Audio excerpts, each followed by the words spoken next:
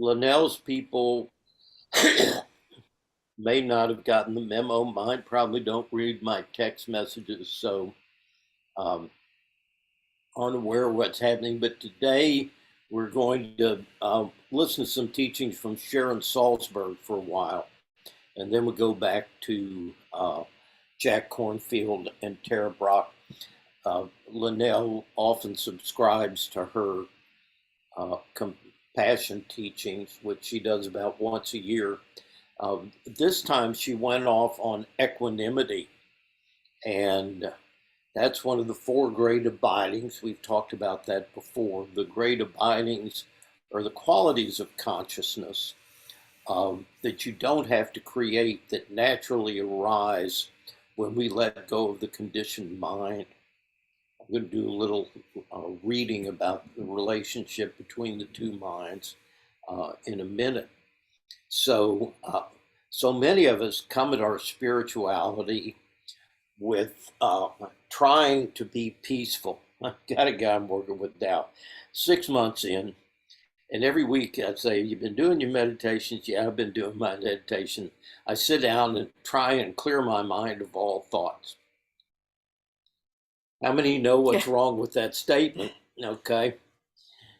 Because that's not going to happen, all right, when you first try to meditate and and calm down. The first thing that happens is that your brain activates what's called the default network of your brain, and so your brain goes to work creating problems, actively anticipating problems internally and externally. So you can't relax and stop what you're doing and clear your mind, because your mind is going to become full of thoughts. So instead, what we're going to do is we're just going to let the thoughts go. We're not going to take them seriously, because basically, of the thoughts that you're going to have today, 70% of them you've had before. 90% of those are going to be negative. Okay. So there's your mind is just going through a loop, just run little tapes on its own. It's not about you. Don't take it personally. You can't stop it. Although over time, the more you get, um, and the less reinforcement those channels get, the quieter they're going to become. And when they become quiet, you're going to begin to glimpse this other mind in the background. And in traditional Buddhist thought, these four great abidings, these places where we can go and rest internally, are equanimity, loving kindness, compassion, and sympathetic joy. They're not things you have to work at. If you're working at it, you're wasting your time. It's only going to keep you from genuinely experiencing it. The neurological reasons for that are that trying is part of the fight or flight, part of the vagus nerve. That's the one that keeps all the shit stirred up. You can't exercise the parasympathetic part of your nervous system and get to the ventral part, which is all where all the good stuff happens. You have to let go of trying to be a good person, trying to be a spiritual person.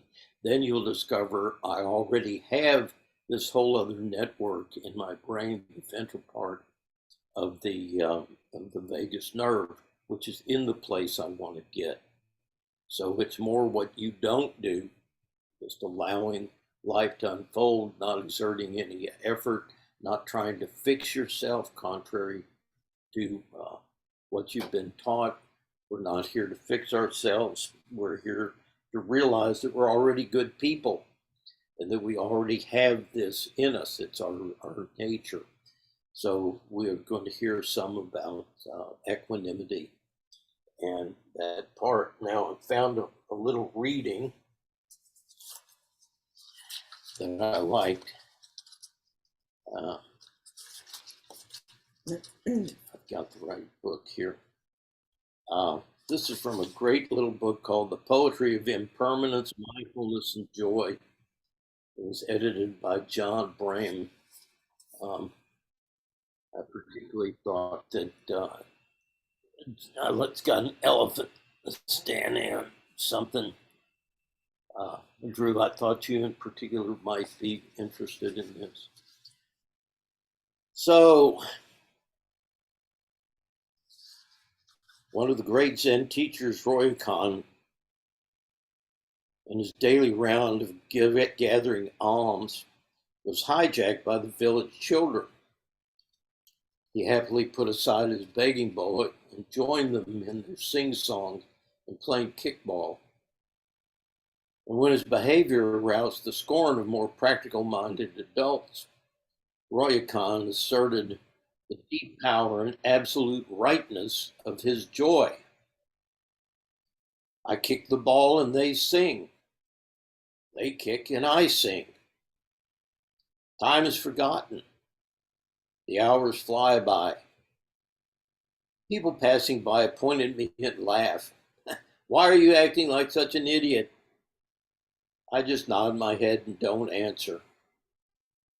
I could say something, but why? You want to know what's in my heart? From the beginning of time, just this, just this. He doesn't bother replying to the people who ridicule him, but he does tell us where joy can be found in the present moment. Indeed, Roy Khan's just this is Zen in a nutshell. Just the moment, nothing added, pure consciousness stripped clean of all our self-centered stories and desire. The people who pass by are caught up in reaction, judgment, aversion, just as we all are.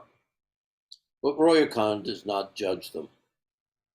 The poem wonderfully dramatizes two ways of being, one that is childlike, spontaneous, open to sudden delight, the other rigid, reactive, always with better things to do than play with children or act like a fool. So remember to take time to act like a fool today. So the point is, again, these two modes of consciousness presented to us, and it's our choice in the moment to make. So as we sit, begin to watch, which mind am I in? Am I in the reactive mind? And again, he points out how we get there by judging, by preference, by effort, or am I in the pure spontaneous mind of the present moment? So I'm going to turn it over to Sharon. Okay. This is not Sharon, this is Lindell. This, however, hopefully is Sharon. Let us know if you got a good sound level. Okay, right. Lesson 1. Be equanimous. What is equanimity? Hello and welcome. I'm Sharon Salzberg. My first teacher, S.N. Goenka, used to say, be equanimous, be equanimous, be equanimous. And we would whisper to one another, is that a word? What does that mean? I'd never heard it before.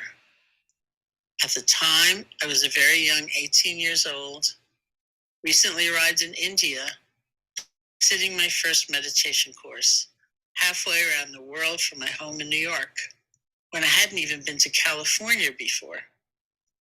I'd gone to India searching for something that could alleviate the immense suffering, loss, and volatility I had experienced already in my young life. Not yet knowing I would go on to be a student and teacher of meditation for nearly 50 years now. All these many years later, equanimity is still a word that can feel out of place in the English language. I often see it misused and misunderstood as indifference or apathy.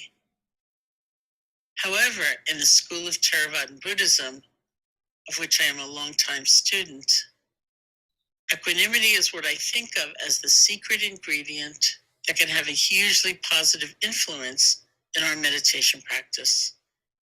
And perhaps more impactfully, the different aspects of our life off the cushion: relationships, work, creative endeavors, and how we experience the world at large.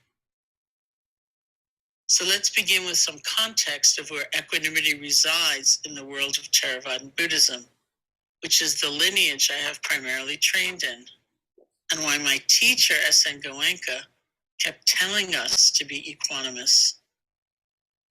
In Pali, the language of the original Buddhist texts, the equanimity is known as upekkha. The most common misconception about equanimity is that it's some form of indifference or detached from life, a kind of spiritual bypass. That being equanimous dictates certain apathetic behaviors, like repression, denial, or evasion. But equanimity doesn't mean avoiding or transcending pain to find peace. It's not a matter of escaping what frightens or overwhelms us, or pretending that things are something they are not, so we can feel okay. Instead, it is the journey of cultivating the spaciousness and wisdom that allows us to directly relate to any feeling, any occurrence, any arising, and still be free. So that we can be genuinely engaged with life, but not consumed by it.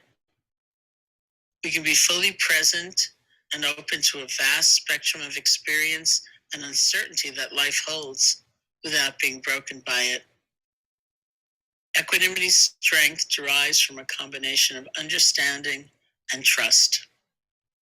It is based on understanding that the conflict and frustration we feel when we can't control the world doesn't come from our inability to do so, but instead from trying to control the uncontrollable. We know better than to try to prevent the seasons from changing or the tide from coming in. Following autumn, winter comes. We may not prefer it, but we understand and accept its place in a larger cycle, a bigger picture. Can we apply the same wise balance to the cycles and tides of experiences in our lives? We're not talking about things like work-life balance, but an inner state that invokes wisdom. The kind of balance I'm talking about is not a measurement of how much time you spend doing one thing and then another, trying to create equality between them. Instead, it has to do with having perspective on life and the effort you're putting out and the changes you're going through. We establish the sense of balance within. It demands of us wisdom, and it gives us a growing sense of peace. Balance doesn't come from wiping out all feeling. We don't have many models for navigating strong emotions in a more balanced way. It's an uncommon trait. Many of us are conditioned toward extremes. When it comes to feeling painful emotions like anger, we may get lost in them, such that they become toxic and seemingly inescapable. We may think there's no way out. We come to identify with our feelings completely. I'm an angry person, and I always will be. On the other hand, we may tend to feel an impulse to turn away from tough feelings, to swallow them, deny them, distract ourselves. Whether we're drowning in these painful emotions or pushing them away, it's still putting pain on top of pain. Equanimity is what frees us from these dynamics. We can learn to be present with emotions without falling into the extremes of overwhelm or denial. Equanimity is the state in which we can recognize an emotion like anger and even feel its full intensity, but also pay attention to choosing how we will respond to a given feeling, thought, or circumstance. We can choose not to make an enemy of our feelings, as intense as they may be. Instead, we can expand our awareness and allow those feelings to come up. And we can allow them to move and shift. That space brings the wisdom that keeps us from getting lost in immediate reactivity. That freedom is the essence of equanimity. As we open to exploring equanimity, a question begins to emerge of how do we navigate the overall unruliness of life, so filled as it is with urgencies, tasks left undone, friends who need help, health problems, financial pressures, family crises, community crises, world crises. How do we sustain ourselves, our sanity, our open hearts, and clear vision in the face of these ongoing challenges? Referring to the flood of suffering, someone once asked the Buddha, "How did you, Lord Buddha, cross the flood?" And the Buddha replied, "Without lingering, friend, and without hurrying, I crossed the flood." And then the question came, "But how did you, without lingering, without hurrying, cross the flood?" The Buddha replied, "Friend, when I lingered, then I sank. When I hurried, I was swept away. So not lingering, not hurrying, I crossed the flood." I love this example for its sense of great delicacy, ease, of naturalness. Not lingering, not sinking, not drowning, but also not hurrying, not pushing forward in a hasty or stressful manner because of too much expectation. To understand this beautiful balance, we need to understand what acceptance means. Acceptance doesn't mean succumbing to what's going on. When we succumb to a situation, we collapse into it or become immersed in it or possessed by it. While trying to cross the flood, instead of moving, we linger and we drown. We become possessed by the flood waves. They overcome us. Yet acceptance clearly doesn't mean we struggle against the waves. Trying to push against the waves or push them out of the way exhausts us and is futile. We have to use the momentum of each wave on the crossing to help us go along. But it takes a special kind of strength to be able to be this delicate, to be able to be in the middle of the flood, not sinking and not thrashing around. The crossing of the flood is only accomplished one moment at a time. The art of this accomplishment is the ability to continually begin again. This is the other side of letting go. The doorway letting go reveals. We set forth, we struggle or get muddled or anxious. We lose our balance, and then realizing it, we begin again. We don't need self-recrimination or blame or anger. We need a reawakening of intention and a willingness to recommit, to be wholehearted once again. As we move through this course, we will explore many aspects of equanimity and different practical ways to cultivate it. As we begin and throughout that journey, we will look at where you would like to bring this toolkit into your life with a reflection, meditations, and journal prompts.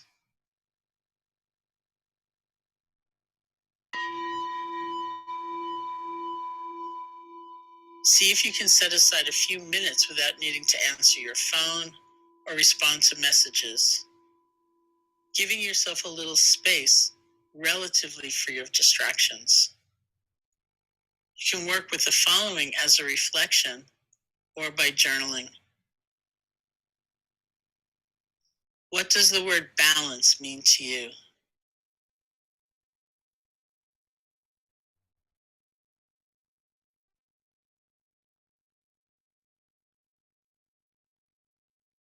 Do you have any associations or beliefs about balance? Like, it can only be achieved through self-sacrifice, or I'll never be able to be more balanced in my life. What comes to mind?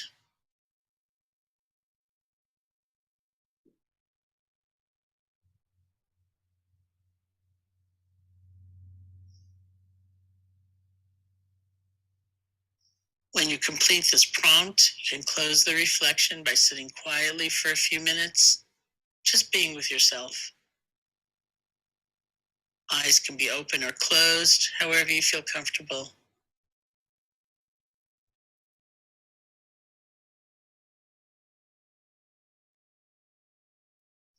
Notice how the breath is moving in and out of the body.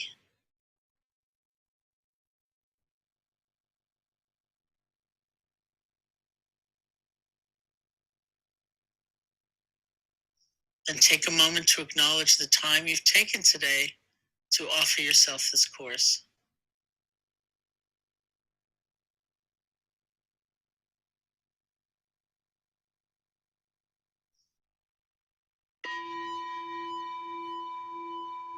This concludes today's lesson.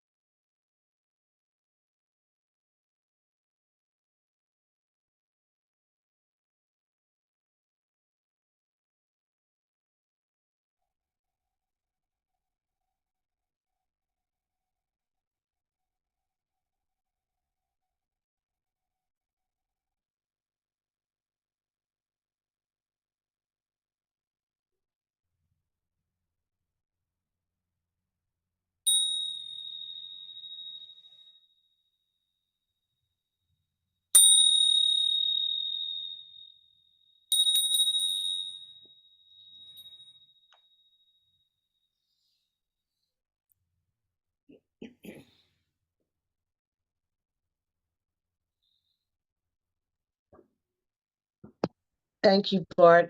I'll just quickly say hello and goodbye. I have to go cook I'm making biscuits and gravy this morning, and the house is awake. I'm in love with you, Julie. Thank you so much for your teaching, Bart, this morning. It's really why I keep coming back, that idea that, I don't have to be afraid of it. I don't have to change it. I just have to sit with it. It's just so refreshing and simple. And I just wanted to say thank you and thanks everybody. And I'm going to go. So thank you so much. Would you do me a favor and package the biscuits and gravy up and ship them to me next day? I'll be in Louisiana in 2 weeks. I'll be in South Louisiana. I don't know if I'm making it up north, but you can come visit me and I will definitely make some for you. That's worth a trip down south. So thank you. Very good. Take Take care. We'll have some. Okay. Bye. Bye, everybody. Biscuits and gravy. Oh, there's Oscar. Bring some back for you. I'll go see Julie and bring some back. Okay, cool. Yes. Is that Dorothy? Yeah.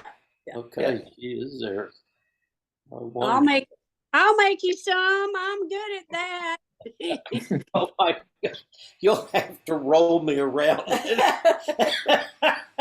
You want sausage gravy or just I don't care. Red Uh-oh. eye. Pepper, Uh-oh. take it all. So I love what Julie had to say about the teaching on equanimity, and that Sharon Salzberg called it a kind of freedom. Yeah. Freedom, to not have to manage or control.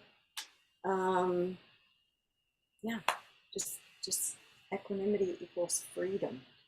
and and that's what we don't understand. As a kid, I sat and listened to Jesus's teaching where he says, "My burden is light," and yet the way the priest would talk about it's like, "Take up your cross and follow me." That did not seem light at all. I just felt this heaviness about the whole thing. But the point of that lightness, and you're very well taken, is that, use again the image of the opening reading of all the people that who are trying to do the right thing. And the whole time they're trying to do the right thing, they're never in the present moment. And there's always a seriousness in this fear of making the wrong decision. And in that whole process, they miss what's right in front of them and fall in holes. There's a tremendous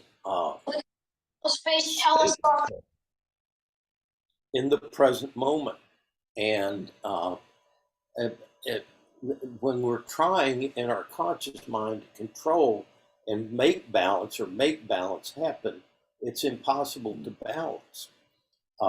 There's an old story that I've always loved about a physics experiment where they have two cylinders of water, and the challenge to the class is to balance them perfectly. So you have exactly the same amount of water in both cylinders. And do you know what the secret is? The secret is to attach the two cylinders with a tube, and if you attach it, they naturally find their balance, okay? So what being up at the level of awareness in the present moment is letting go of all the effort at trying to balance and allowing balance to happen. So another insight into balance is that when you walk, it's a constant process of falling in and out of balance, okay? You fall forward, you catch yourself, you right yourself and fall into the next step. If you try to think about that, you can't walk. I mean, seriously, I've tried it. It becomes extremely cumbersome. and yet you do it unconsciously all day long. So you're right. There is the mind gets to relax and not make everything an effort. Malice aforethought comes to mind. I love that phrase. Okay, anybody else got a question? Yeah, I want to know why Matthew's party has turned pink and magenta. Because I just had mushrooms, Brad. Thank you for asking. No, you just had mushrooms. It's you, Brad. I don't see any pink group of people. I wish. Oh no. It is a party. I don't see no hookah smoking caterpillar. Okay, anybody else?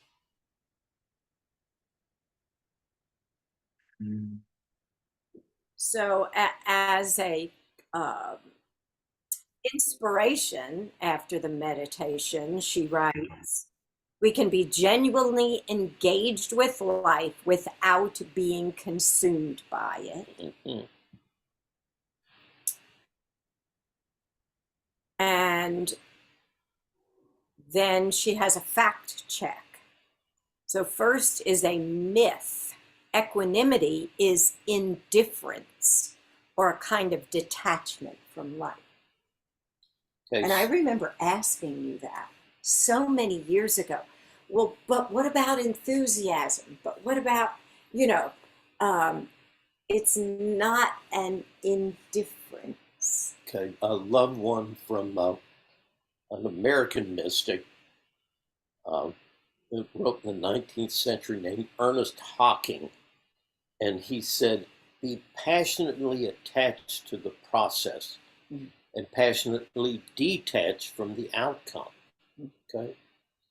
And so that kind of, again, right or wrong, where do I give my energies? I'm afraid of squandering it. Well, the parable of the sower, you sow your enthusiasm. So let's go back to Father Kennedy and the moon. She receives all the energy and light from the sun, gives it all back, keeping nothing for herself. First of all, realizing this is not my energy. This is not my spirit. The energy that's in me comes from somewhere else. Right? Then this moment is the opportunity for me to share that light. Okay? So trying to decide who's worthy of it, who's unworthy of it, none of that matters. There's just what's in front of me. And the Buddhists talk about wholeheartedness, to be wholeheartedly in each moment, which is the exact opposite of indifferent. It's like, when you're washing the dishes, you're washing the dishes with the same presence and the same enthusiasm that you hold a baby, or that you make love, or that you create a poem or a piece of music. They're not different. They're just different shapes of containers for the fluid to flow into. And so, yeah. So that's what they're trying to say with Royakon, the passion with which he's out there playing with the kids as an old man. And they're saying, conduct unbecoming a Buddhist monk. Whatever that is. I think Brad and I are both guilty of that. I find that the biggest obstacle to equanimity for me is judgment. Yeah.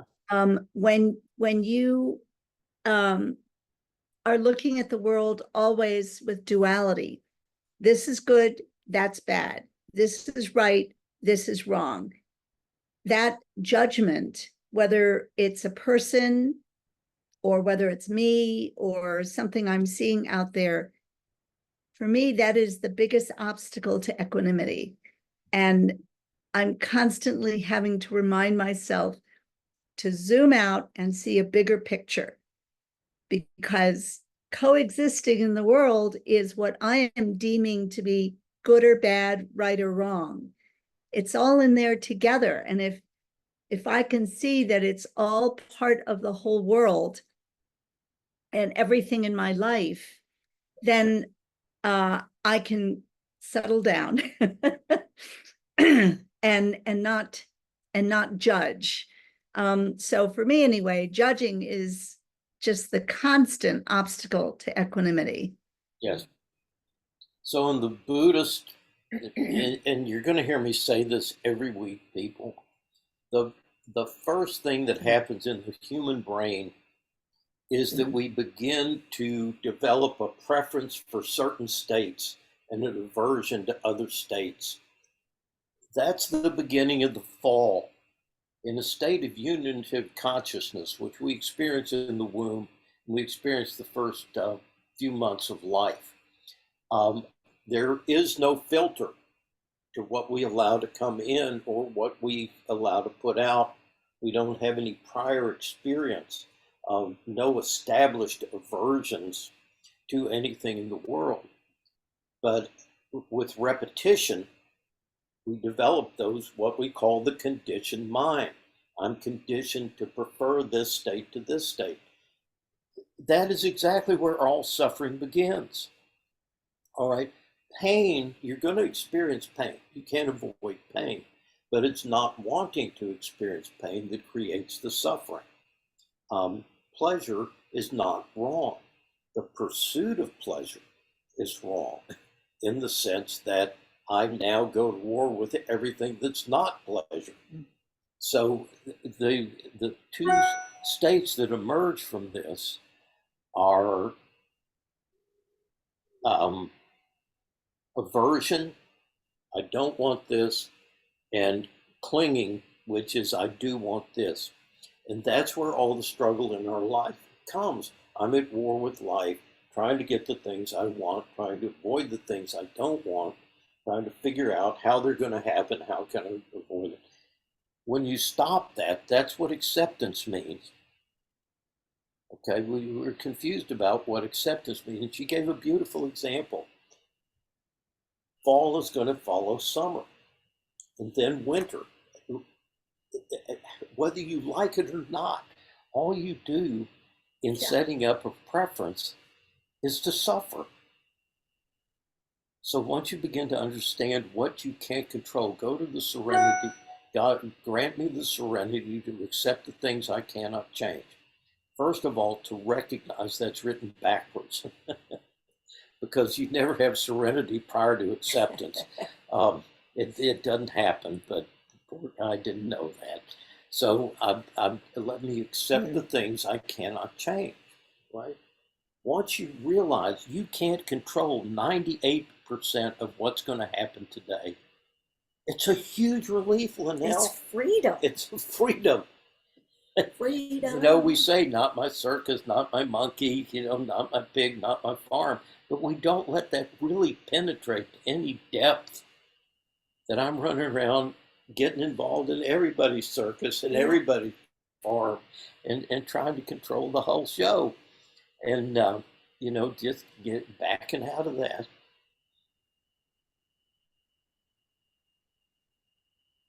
And then what can you control? What you can control is when I find myself at war with life, stop the war. What would Gandhi say? Okay, I stopped the war, and now what? Be the peace you're looking for. Okay? Right. That's pretty fucking simple. And then act. Act from that place.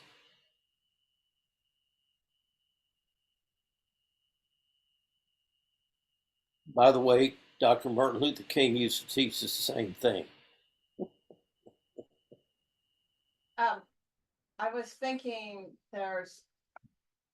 in my mind, there's a dualism between being and doing. And when you were talking, it occurred to me that I can be while I'm doing, like they're not mutually exclusive states.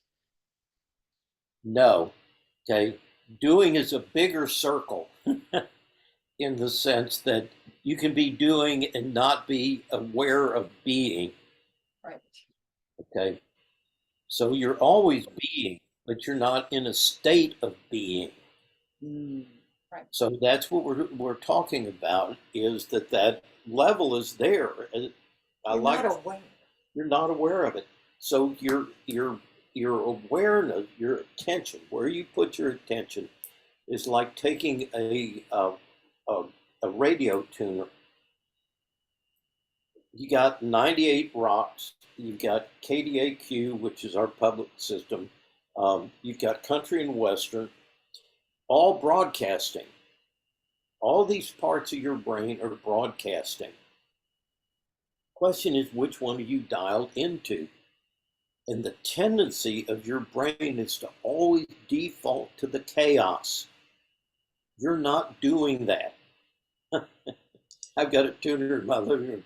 I go to turn it on, and it always, regardless of what I had is on before, defaults to 98.1 on FM radio. And then I've got to set it every time to something else. Your brain is like that. You're not going to change that. That's hardwired into it. It's what do you do next? Do you realize I'm on that channel and shift to the one you prefer to be on? Or do you just stay in it because it's so habitual? That's where we are when we first start. We don't even realize we have an option. So I really like that example, that you can, tune your brain at any time to that equanimity channel. it's always there. Freedom channel. So the lie we've been told is that you've got to work 20 years at meditating to cultivate that.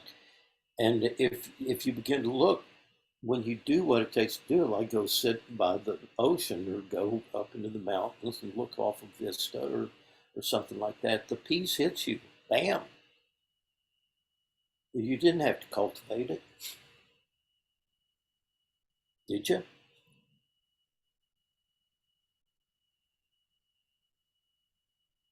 When you see someone who's hurting, do you have to cultivate compassion, or does your heart automatically open to them? Which is it?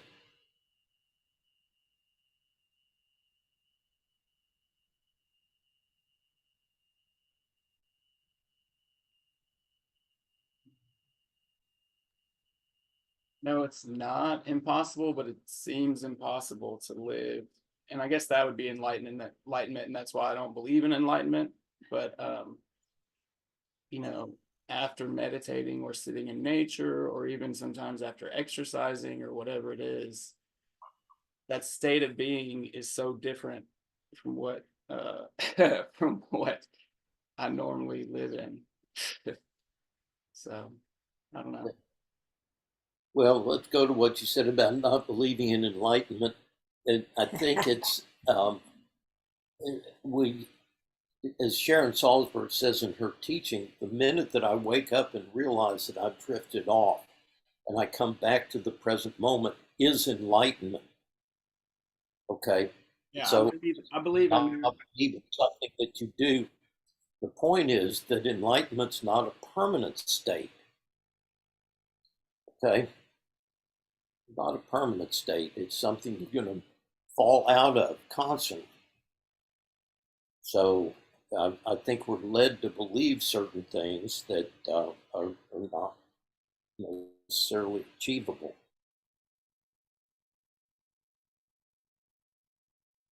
Yeah, that makes sense. Okay, so the state that you're describing is enlightenment. It's just that it's not going to be permanent, Matthew. Well, that's why our screen turned purple, because we, for those moments, and by that definition, I know I became enlightened this morning. Yes. And I'm for real. I mean, it's going to be gone in 2 minutes, but it was there. Yeah, absolutely. Yeah. And that's the thing, that we doubt our own spiritual life and interior life because of what we've led to believe it is, and what we've been led to believe it isn't. And so we make it so complicated that I can't possibly be having the same thing these monks are having when I'm sitting out in Gulf Shores. But yes, you are. It's no different. Qualitatively, no different.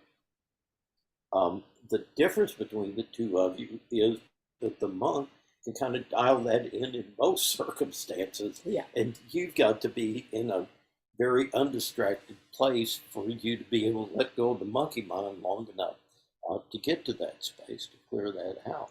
Which is the practice of meditation. Yeah. Mindfulness. Yeah. And mindfulness. And again, the idea that I have to sit on a cushion to be meditating. No, you don't. We just need to string all those moments of awareness of the present moment. We need to string them all together. And then you have the kind of so-called enlightenment that maybe monks, maybe the Buddha had. So Matthew, you've got all these moments of enlightenment. Let's see if we can't glue them all together.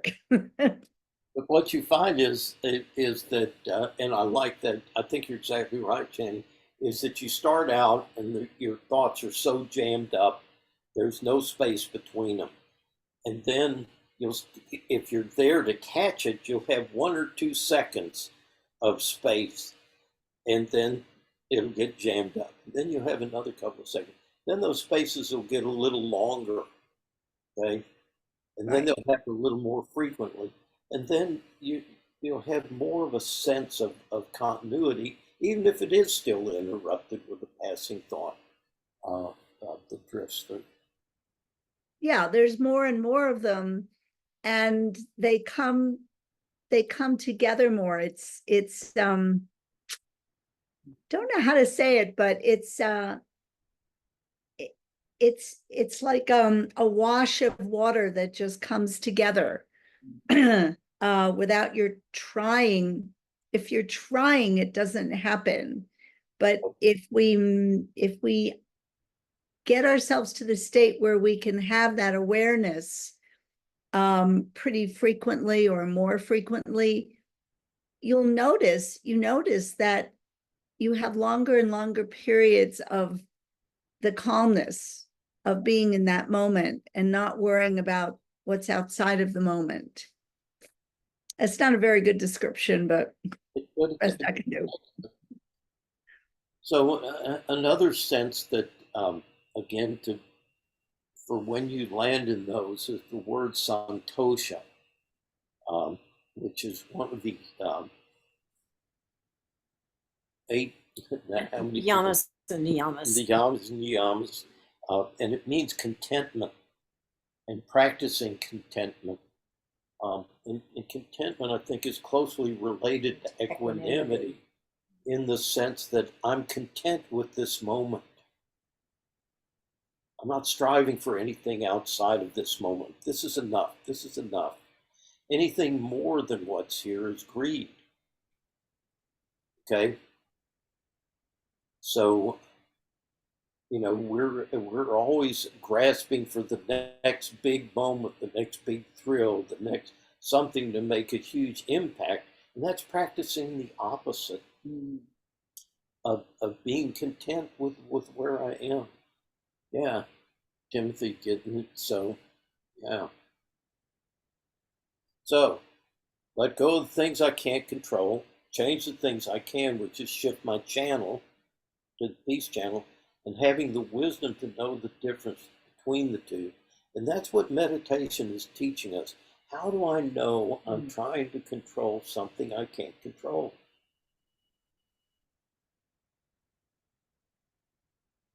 You suffer! Suffering is your friend until you let go of the fucking hot coal. Mm-hmm. Yeah. Mm-hmm. So we sit with that hot coal going, I wonder why I hold on to hot coal. This hurts. It was something my mother did to me, I'm sure. My husband's making me hold this hot coal. No, none of that's true. Yep. Okay, my dear. So we conclude for our newcomers with 3 rounds of Om. Bentley, are you trying to get ready to say something? You look like you're poised. I don't want to cut you off. Yeah. I was gonna say, can you hear me? Yeah. Yeah. Can you hear me? That the shifting thing is really not that easy for me. Like I get stuck, you know? You're like, just shift. It's like, okay. I don't know. You're right. You are absolutely right. You hit it. I like I like your Valley Girl does Buddhism. Yeah, that was good. So no, it's not easy. That's the point is that it's Shenpa is so important. We are addicted to this stuff. Letting go is the same as a junkie putting down the needle. It's not different. We think that this is easy, but there is so much addiction to the stress chemicals, the adrenaline, the cortisol that's flooding into us with the way that we live, that you go through a detox. Everything in your body and your mind says, do not let go of this. And that's why the most courageous thing you'll do is sit on your cushion. Every time you choose, and she said, be grateful to yourself for taking the time to come in here today. Good, you took yourself to the doctor. You went to an AA meeting, you got on your cushion, you did something to cut the overwhelming physical and emotional dependency and all the cultural conditioning that's put into us that tells us we have to live this way. How many of you sit and go, well, I can't do that. I can't do that. You can't live like that. That's what we're here to undo. Yeah, it is the hardest thing you'll ever do, but the most rewarding. And that's why meditation is a practice. Yeah. Not something that happens like a lightning bolt. It's shifting is not easy. You have to rewire your brain, and it takes a long time, and that's why we practice. And like playing a musical instrument, the more you practice, the more easily it comes to you. It's not that it's better. It's not like you're going to play your cello better. It's just that it comes more easily to you. It's less of a struggle. That's effort. Becomes sukha. Easy. So Bentley, another image from Japanese Zen is that enlightenment is an inch above your head, and that every quarter of an inch of progress makes a world of difference. So initially, just being aware that I have a choice to meditate is like the first quarter of an inch. And that makes a lot of difference. I mean, just sitting down and how you feel when you leave already feels different than it felt when I came in. That's something that's almost immediate, okay? Then beginning to have that capacity to wake up during my day and catch when I'm struggling becomes the second one, okay? Then beginning to have the capacity to stay open through my day is a whole other one, all right? That's a whole other difference. And then we finally begin to get the ease of response that a Ryokan has, where I'm not even having to have that level of awareness about shifting because I'm in there on a more regular basis, so that when I start to suffer, when I start to go to war, it's immediately apparent. Okay, why would I want to go there? Okay, it's a disruption in the calm that becomes quickly apparent. So stay with it, dear. That's why you need this encouragement. And it's one of the reasons that people say, well, why do you stay with me as a teacher? It's because I know how hard it is. It took me 12 years to get sober. It took me 30 years to learn to control my temper. But those are the things I'm most proud of. Because it was so easy to just want to give up and say, I'll never get this. I think sometimes things are a big problem until we do them.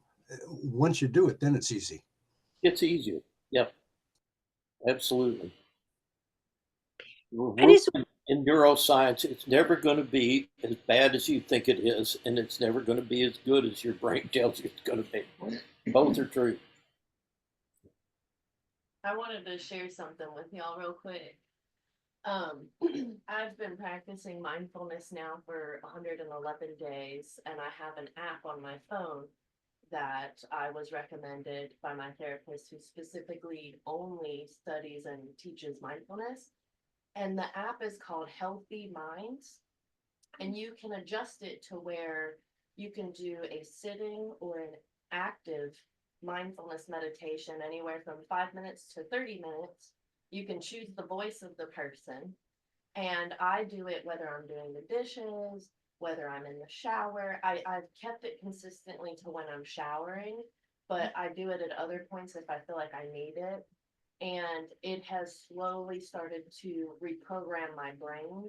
And I did a gratitude practice for like 10 years, and that really changed a lot of my neural pathways. But this app has really helped me because I keep the notifications on, and it's helping me push myself to practice mindfulness to rewire those neural pathways, so it becomes more and more natural for me to just be in a mindful state no matter where I'm at. Okay. Thank you. And those can be helpful. The thing that I encourage people to do, though, is that when you're dependent on something external, even on the Sangha, you're still not cultivating a capacity to do that for yourself. So it's important to tie in at some point your ability to run your own meditation. So it's like we do yoga nidras that are taped, but at some point it's important to learn to do the yoga nidra for yourself.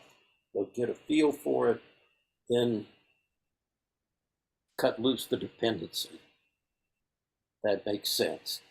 So good beginning place. So we're going to do 3 rounds of Om and Raspberry. And then we're going to the Dallas Museum of Art to see their Impressionists. Ooh, I'm jealous. Ooh, nice. I am too. I'm jealous of me. All right. So you can unmute yourselves if you wish. Take a deep breath in.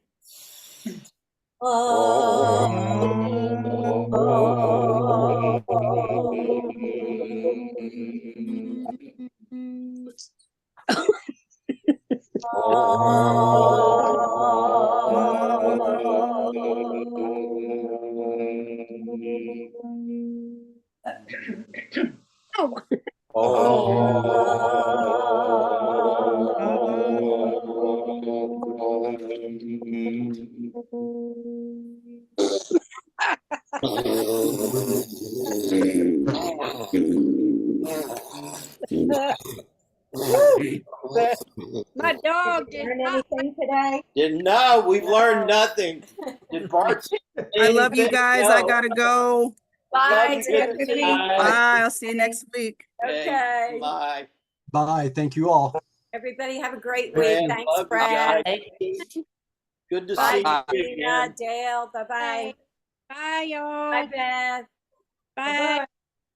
Have fun. You too. Well, that looks